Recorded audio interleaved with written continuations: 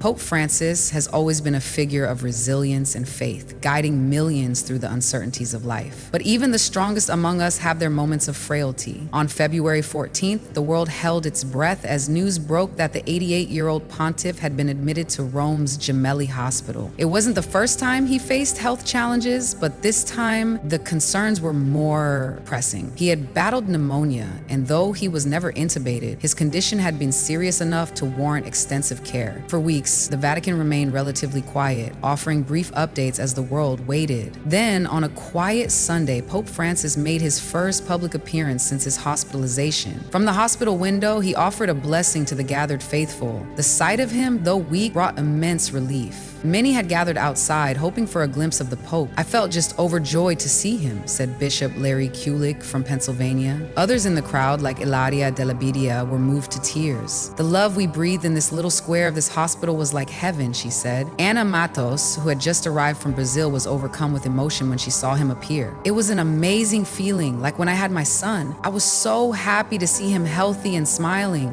The Pope's struggles with health were nothing new. As a young man, he had suffered from pleurisy, a severe inflammation of the lungs that resulted in the partial removal of one. This had left him particularly vulnerable to respiratory infections. Over the years, he had faced other health challenges, but had always remained steadfast in his duties. Even from his hospital bed, he continued to work, sending messages to the faithful and following world events closely. The Vatican released the first image of Pope Francis since his hospitalization, showing him seated in a wheelchair before an altar in the hospital chapel. His voice, heard in a recorded message played in St. Peter's Square, was breathless but steady. "I join with so many brothers and sisters who are sick, fragile, at this time like me," he said. He continued to pray for peace, particularly for countries ravaged by war. Speculation had begun to swirl about whether he would resign, following in the footsteps of his predecessor, Pope Benedict XVI. But those closest to him insisted he had no plans to step down. His faith, coupled with his deep sense of responsibility, kept him pushing forward despite his fragile health. The Vatican, at his request, provided daily updates on his condition. Though he still required medical therapy and respiratory rehabilitation, his progress was steady. On March 23rd, the news that many had been waiting for finally arrived.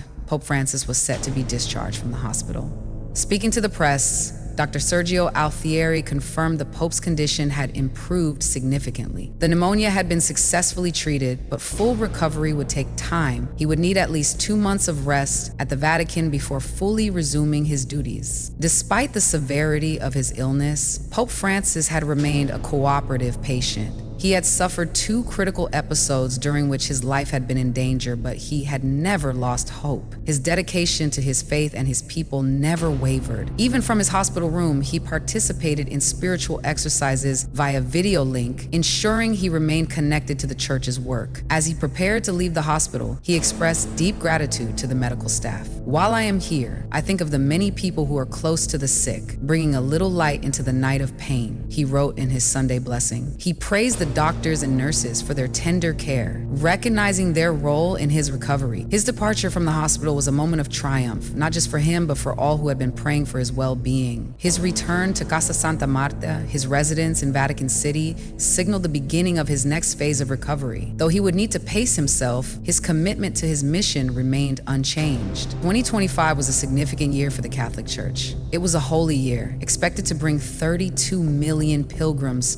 to Rome. Despite his health setbacks, Pope Francis remained determined to be part of it. Plans were already in motion for him to visit Turkey for the 1700th anniversary of the Council of Nicaea. Whether his body would allow it was another question, but his spirit remained unbreakable. Cardinal Michael Czerny summed up the feelings of many Catholics. "This year, his illness makes us especially grateful to God, redoubling our prayers for his full recovery." Across Argentina, special masses were held in honor of the Pope's 12th anniversary as pontiff. The faithful gathered not just to celebrate his leadership, but to pray for his continued strength. As the sun set over Rome, the windows of the 10th floor of Gemelli Hospital remained quiet once more. Pope Francis had returned home, his voice still weak but filled with determination. Andrea Tornielli, a Catholic writer, expressed what many felt: "We still need your voice so much." And as always, Pope Francis, the shepherd of millions, continued to carry the weight of his mission one step at a time.